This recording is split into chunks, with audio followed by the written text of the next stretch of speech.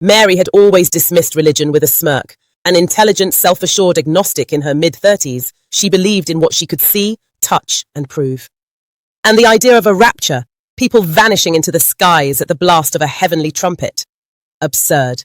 Nothing more than a fantasy spun by desperate minds. Her neighbor Julia, however, was a different story. A warm-hearted African-American woman with a quiet strength, Julia had been born into a large family of 8, 2 brothers, 3 sisters, and herself, the youngest. Mary often overheard Julia praying, fervently, passionately, sometimes with tears, always with hope. One phrase she repeated stuck with Mary more than she'd admit. "Lord, please, when you come, may none in my Father's house be left behind." Mary found it touching, even noble, but still naive, or so she thought. Then came the night. It began like any other. Mary drifted off to sleep amid the gentle hum of her ceiling fan, unaware that she was about to be plunged into a vision so vivid, so terrifying, it would change her forever. She dreamed. It started subtly.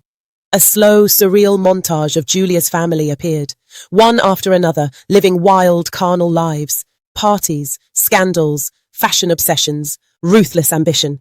They were immersed in the world, tangled in its pleasures and pride. Then, flash!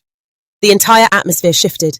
Without warning, the scenes reappeared, but now each sibling was in a different setting.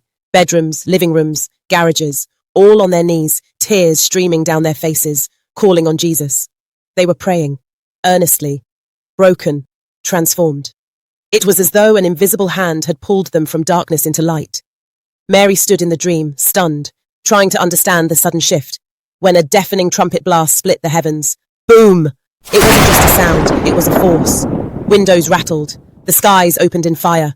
Light burst through the clouds with blinding intensity.